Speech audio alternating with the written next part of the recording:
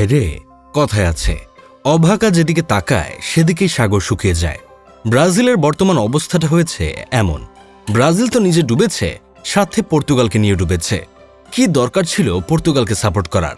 তবে আপনারা একটা জিনিস খেয়াল করে দেখেছেন, লুকা মদ্রিচ যখন আন্তর্জাতিক ফুটবলকে বিদায় জানালো তখন চারদিকে আবেগের বন্যা বয়ে গিয়েছিল। নেইমার যখন আন্তর্জাতিক ফুটবলকে বিদায় জানালো তখন পুরো বিশ্ব আফসোস করেছিল। কিন্তু রোনালদোর বেলায় কাউকে দেখলাম না বিন্দু পরিমাণ আফসোস করতে, বরং মানুষ সমানে ট্রল করছে।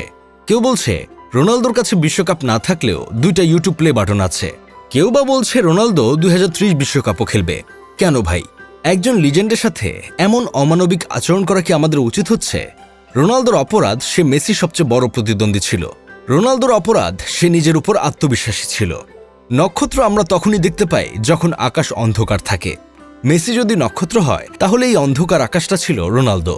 রোনালদো ছিল বলেই মেসি তার আলো ছড়াতে পেরেছে। আজ যে রোনালদো সমানে ট্রল হচ্ছে, এজন্য রোনালদো নিজেও অনেকটা দায়ী। 2022 বিশ্বকাপে মরক্কোর কাছে কোয়ার্টার ফাইনালে হেরে বিদায় নেয় পর্তুগাল। সেবার ম্যাচ শেষে কাঁদতে কাঁদতে বেড়ে যাওয়া রোনালদোকে দেখে সবাই ধরেই নিয়েছিল এখানেই বুঝি শেষ। 4 বছর পর উনি কী কারণে ফিরে এলেন বুঝলাম না। সম্মান থাকতে থাকতে বিদায় না নিলে পরে অসম্মানিত হতে হয়। আজকে পর্তুগাল বনাম স্পেনের ম্যাচের শেষ বাঁশিটা যখন বাজল তখন যেন পর্তুগালের কোটি ভক্তের হৃদয়টাও এক নিমিষে ভেঙে চুরমার হয়ে গেল। খেলার একদম শেষ মুহূর্তে মিকেল মেরিনোর সেই এক গোল যেন আছড়ে পড়ল পর্তুগিজদের বুকে। রেফারির শেষ বাঁশির সঙ্গে সঙ্গেই ক্যামেরার লেন্স স্বভাবতই খুঁজে নিল ক্রিশ্চিয়ানো রোনালদোকে। সেই চিরচেনা লড়াকু চোখের কোণে তখন কেবলই জমাটবদ্ধ বিষণ্ণতা। কান্নাটা চেপে রাখার আপ্রাণ চেষ্টা করছিলেন তিনি, কিন্তু কতক্ষণ আর ধরে রাখা যায় হৃদয়ের সেই তীব্র হাহাকার। দেখতে দেখতেই অশ্রুধারা স্পষ্ট হয়ে উঠল। কিন্তু সবচেয়ে নিষ্ঠুর দৃশ্যটা বোধ হয় দেখা গেল ঠিক তারপরে। মাঠে তখন এক নিঃসঙ্গ বিধ্বস্ত নাবিকের মতো দাঁড়িয়ে রোনালদো, অথচ তার চারপাশে তখন এক অদ্ভুত শূন্যতা। সতীর্থদের কেউ কেউ এলেন, সান্ত্বনার হাত মেলালেন, জড়িয়েও ধরলেন, কিন্তু সেই স্পর্শে কোনো ওম ছিল না, ছিল না কোনো আন্তরিকতা। একজন ফুটবল প্রেমী হিসেবে এই দৃশ্য দেখার চেয়ে বোধহয় না দেখাই ভালো ছিল। কাগজে কলমে পর্তুগাল ছিল বিশ্বকাপ জয়ী হওয়ার অন্যতম দাবিদার। Bruno Fernandes, Bernardo Silva, Ruben Dias, Europe কাঁপানো এক ঝাঁক প্রতিভাকে নিয়ে গড়ে উঠেছিল পর্তুগালের নতুন এক গোল্ডেন জেনারেশন। ফুটবল বোদ্ধারা বলেছিলেন রোনালদো এবার আর একা নন, এবার তার পাশে এক অপরাজেয় সেনাবাহিনী আছে।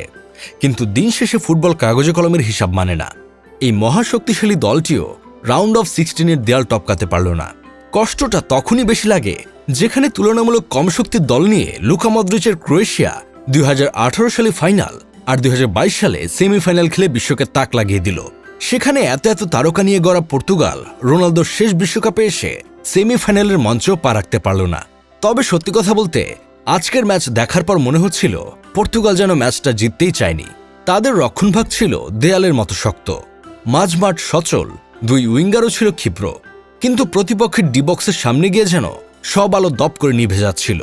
আক্রমণগুলো দেখে বারবার মনে হচ্ছিল শেষ পাসটা তারা রোনালদোর কাছে পৌঁছাতেই দিতে চাচ্ছিল না। অথচ একটু গোছানো ফুটবল খেললে 2-3টি গোল বের করা কোনো ব্যাপারই ছিল না। শেষ পর্যন্ত স্পেনের কিছুটা গোছানো ফুটবলই তাদের কোয়ার্টার ফাইনালে নিয়ে গেল, আর পর্তুগালকে ডুবালো একরাশ হতাশায়। যাই হোক, শেষমেশ আমি গোলাম হোসেন একটা কাজের কথা কই। আপনি মেসি প্রেমী হতে পারেন কিংবা নেইমার প্রেমী হতে পারেন, কিন্তু আপনি যদি ফুটবল প্রেমী হন তাহলে ভাই আপনি রোনালদোতে মুগ্ধ হতে বাধ্য।